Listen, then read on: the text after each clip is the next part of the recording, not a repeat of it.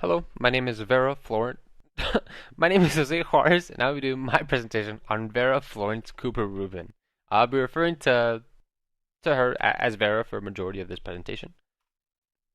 Her early years. Vera was born on July 23rd, 1928, in Philadelphia, Pennsylvania. Her parents were Jewish immigrants from Eastern Europe. Her father, Kobchevsky, later angelicized the name to Philip Cooper, and they're kind of known as the Cooper family.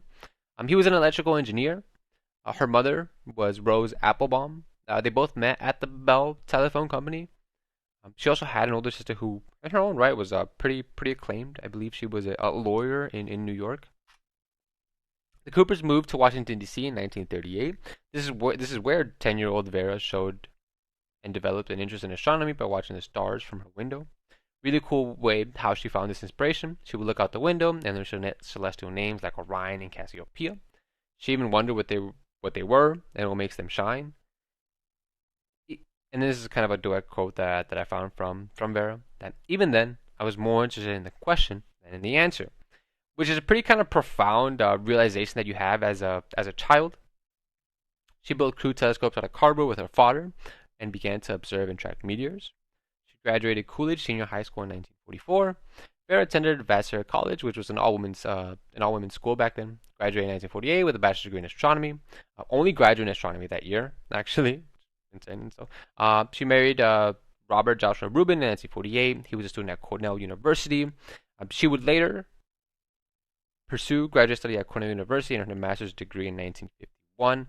I believe that Robert Joshua Rubin played an influential part in her attending Cornell University. She couldn't apply to Princeton because she was barred from kind of applying because she was a woman, and she would reject invitations from like Harvard.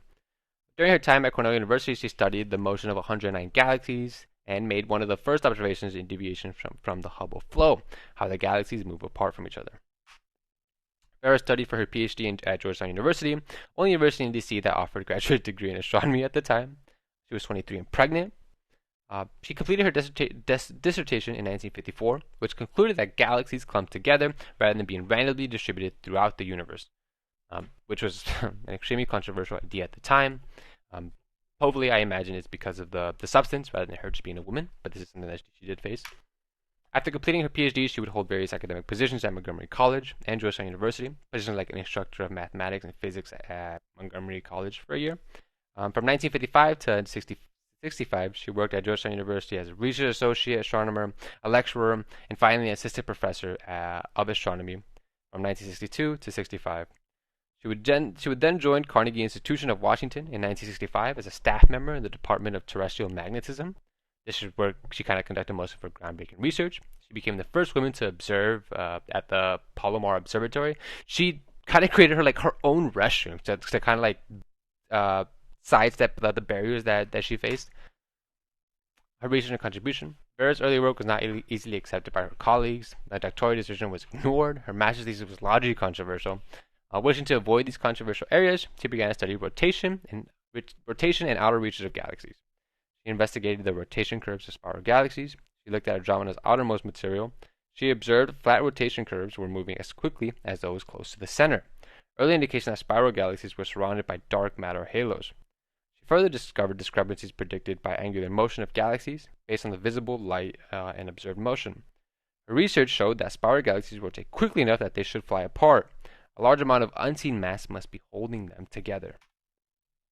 Various calculations show that galaxies contain at least 5 to 10 times as much as dark matter as ordinary matter. The result. This had to kind of be true, not be true, but she kind of concluded this because that there needs to be so much force on the outer side reaches to hold all of everything kind of together. Her results were later confirmed and became the first persuasive results for supporting the theory of dark matter. Another area of interest for Rubin was the phenomenon of counter-rotation in galaxies. I thought this was really cool as well. Well, I mean, not as cool as the dark matter itself, but also pretty interesting. She discovered that some gas and stars moved in the opposite direction of the rest of the galaxy, which will later provide the first evidence of galaxy merges and the process by which galaxies kind of initially formed. This is kind of just showing that even when you increase the distance from the nucleus, that velocity tends to stay the same after a certain point. Indicating that there's something there. what I found the most interesting and fascinating thing was just how many challenges Farrah faced due to her just being a woman. From her not being able to attend a certain college, to having to fight to be able to use the Polymer Observatory, she faced countless criticism of her work and would prove herself over and over again. She is now acclaimed as one of the top 50 most important women in science. And then I chose Vera first because when I was first doing research, I was doing research on a few different scientists, but she kind of stood out to me as like the mother of dark matter, which is kind of like one of the a cool, like a really cool like moniker. And I imagine like I guess childly enough, that is what caused me to choose Vera.